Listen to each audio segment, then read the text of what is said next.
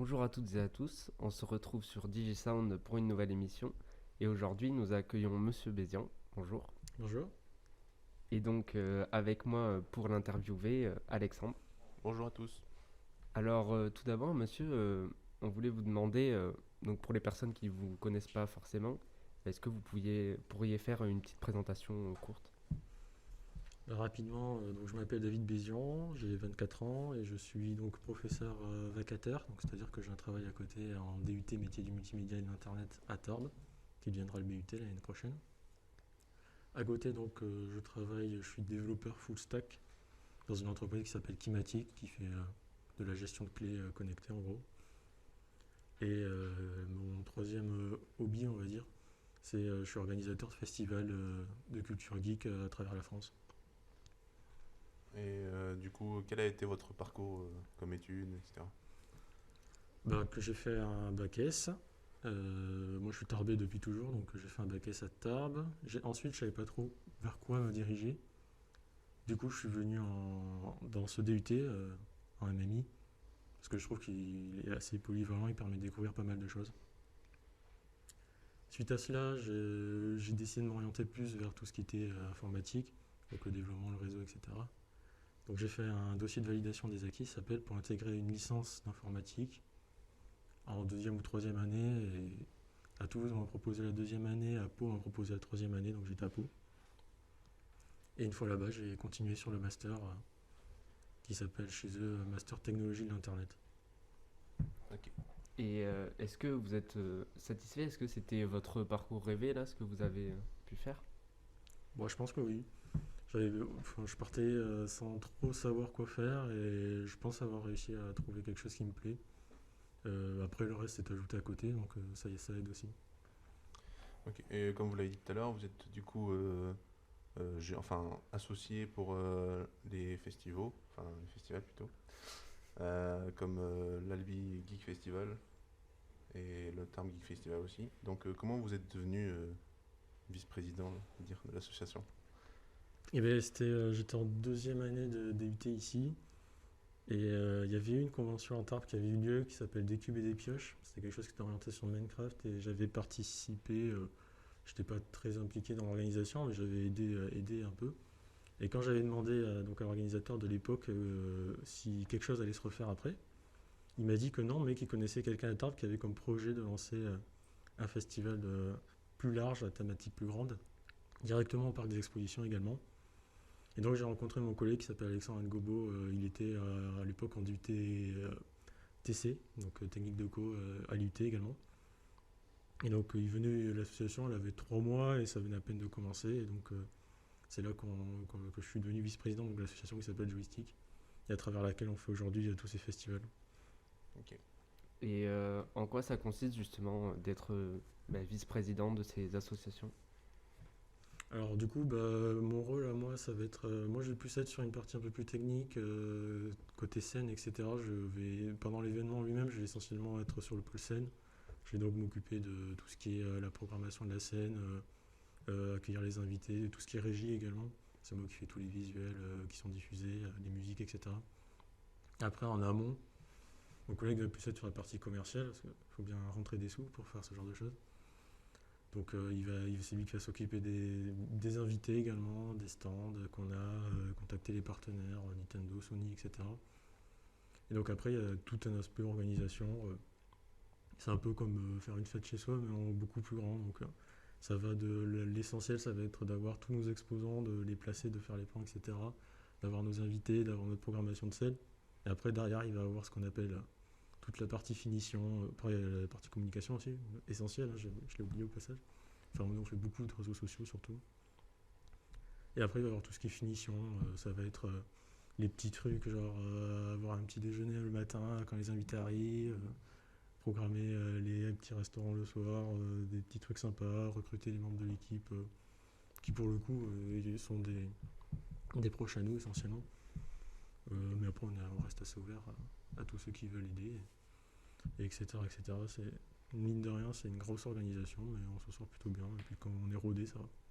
Ok. Et du coup, par rapport à ces événements, est-ce que vous avez une petite anecdote à raconter? Il y en a beaucoup.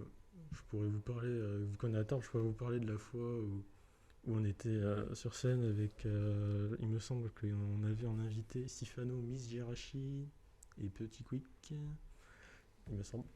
Et il y a eu quelqu'un dans le public qui a lancé une peluche sur la scène. Et alors on sait pas trop si c'était visé ou pas, en tout cas si c'était visé, il visait plutôt mal. Et du coup, Misgerachi était un peu choqué sur ce moment. Et c'était un peu une situation inédite. Mais après, je pense pas que le but était de faire du mal aux autres. Donc, au final, aujourd'hui, on en rigole plus. Mais sur le moment, ça nous en paraît un peu bizarre quand même. Ok. Et maintenant, pour passer plus du côté formation, donc avant de devenir intervenant en MMI, vous étiez étudiant, donc c'était de 2014 à 2016. Ouais. Et je voulais vous demander justement quel effet ça fait de passer d'étudiant à enseignant en MMI. Bah alors, la marche a été moins grande que ce que je pensais. Après, à savoir que j'ai gardé de bons contacts avec pas mal de professeurs ici depuis le DUT que j'avais fait, donc j'avais fini en 2016. Et je revenais assez souvent sur Tarbes, etc. Donc ça m'arrivait de passer et de faire un coucou. Et c'est vrai qu'au début, il y a plein de choses qu'on ne s'attend pas, notamment dans tout ce qu'on fait à l'extérieur des cours. Cette année, c'est la première année, donc j'ai dû notamment préparer tous les supports de cours, les fiches, les corriger, machin, etc. Et ça prend beaucoup de temps, corriger les examens, ça prend beaucoup de temps, etc., etc. Donc il y a tout cet aspect-là. Il y a également un aspect, je vais pas dire de spectacle, parce que c'est un peu comme entrer sur scène à chaque fois qu'on va dans un cours. Quand on n'est pas prof, avec l'habitude, ça passe.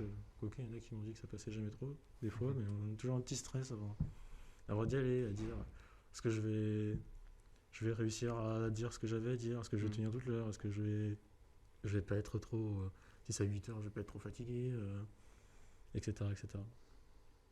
Ok. Et du coup, sur le plan personnel, qu'est-ce que ça vous apporte en plus? Parce qu'en soi, vous n'étiez pas obligé de devenir prof ici. Non, c'était pas une obligation, c'est la professeure qui était là avant moi, qui s'appelle Madame Farinck, qui aujourd'hui est directrice de la faculté d'Albi, Champollion. Est partie donc, elle a quitté ses fonctions-là pour partir vers Albi. Et c'est Philippe Maras, du coup, qui m'a proposé. Alors, moi, il faut savoir que je travaille, l'entreprise dans laquelle je suis est dans un pôle d'innovation à Tarbes qui s'appelle Crescendo, dans lequel il y avait jusqu'à peu Maxime Lacasia également, qui est prof ici. Et c'est lui qui faisait un peu, qui est venu un jour toquer à ma porte et qui m'a dit faire un peu le mercato MMI, qu'il y avait potentiellement un cours d'algorithmique qui était un peu vacant et que ce serait bien qu'ils trouvent quelqu'un pour le faire. Donc c'est là qu'ils ont passé un mois, ils m'ont proposé, donc après on a un peu parlé comment ça se passerait, etc. Et au final j'ai accepté parce que c'était une expérience qui m'intéressait déjà. On m'a souvent dit à l'époque, au cours de mes études, que j'avais un petit peu la facilité d'explication. En général, quand quelqu'un avait un peu de mal à comprendre, j'arrivais bien à lui expliquer, etc. Et il y a des amis qui m'ont dit je te verrais bien prof, machin, etc. Et donc c'est ça aussi qui m'a fait dire oui. Puis c'est toujours une expérience de plus intéressante, ça fait bien sur le CV, etc. Oui, c'est sûr. Et du coup, justement, vous disiez que c'est votre première année donc, en tant qu'intervenant. Et est-ce qu'il y a des choses spécifiques que vous souhaitez transmettre justement aux étudiants? Alors, déjà, j'ai une matière pas simple. Je pense qu'en MMI, il y a soit on est créatif, soit on est technique. Il y a un petit peu ces deux pôles. Moi, donc, avec l'algorithmique, je suis plus du côté technique et ça allie un peu les maths. On sait que c'est une faiblesse de façon générale chez les étudiants partout en France. Hein. Ça a été pareil il y a quelques mois d'ailleurs. Donc ça reste toujours compliqué. Donc je vais pas leur transmettre, j'ai pas envie de dire leur transmettre l'amour de l'algorithmique, mais je vais essayer. Moi, le but vraiment là, sachant que c'est au premier semestre, c'est vraiment s'ils ont compris de quoi il en relevait, s'ils arrivaient à faire des trucs simples et s'ils avaient compris les outils qu'il y avait, moi déjà, ça c'est de la base et là quoi. C'est vraiment arriver, résoudre, on a un problème, comment le résoudre, dérouler l'algorithme. Et si déjà j'arrive à leur transmettre ça, ma mission est remplie pour le S1. Ok, ouais, pour qu'ils soient à l'aise après. C'est ça. Parce qu'après, derrière, il y a plein d'autres modules qui vont demander ce genre de choses. notamment beaucoup en développement web, il va en avoir un peu en réseau. Puis après, derrière, si on veut faire des choses un petit peu plus poussées, même en audiovisuel, sur des logiciels comme After Effects, ça peut passer aussi sur des petits algorithmes, des clés, etc. Et du coup, pour finir, comment vous envisagez votre futur sur le plan personnel et professionnel? Ouais, c'est toujours une question compliquée, alors surtout en ce moment. Après, moi, j'ai de la chance, je suis dans un milieu qui n'est pas trop affecté par la crise du Covid. Même à l'époque du télétravail, etc. On est une petite équipe, donc sachant qu'on est une petite équipe divisée un peu partout en France, donc en général au bureau, si on est deux trois on est déjà nombreux, donc en général je vais toujours au boulot, etc. Après là, je suis bien ancré que ce soit du côté de mon jeu professionnel, du côté de... je pense que je vais enchaîner après sur une année de professorat ici. Enfin, professeur, je sais pas si on peut dire ça. Et côté festival, je pense qu'on va essayer de les continuer, mine de rien. Après, la reprise va être compliquée. On a eu la chance de pouvoir en faire un en septembre quand même, mais l'année dernière, c'est le seul qu'on a fait. Et cette année, ça part pour que la reprise soit bien lointaine encore. Mais après, moi, je m'inquiète pas trop pour mon avenir. Et du moment que je fais ce qui me plaît, on est content, quoi. Et justement, pour les festivals, là, vous pensez les organiser justement en distanciel ou enfin, quand même qu'il y ait un événement ou... Non, il y a eu une tentative, on a voulu lancer quelque chose sur du distanciel où le but était on faisait un live sur Twitch avec un invité où on faisait les jeux un peu le même format qu'on faisait sur scène et puis après s'ils voulaient une rencontre privée, des goodies qui signaient, qu'on leur envoyait chez eux, etc. Ils pouvaient, ils pouvaient avoir ce genre de pack. Euh, Ça n'a pas très bien fonctionné. Au final, alors, on n'a même pas fait la première. Vraiment, enfin, le distanciel, c'est dans ce genre d'événement, il y a vraiment une ambiance sur place. C'est un peu un écosystème où tout le monde, c'est un peu une grande famille, on a l'impression que tout le monde se connaît.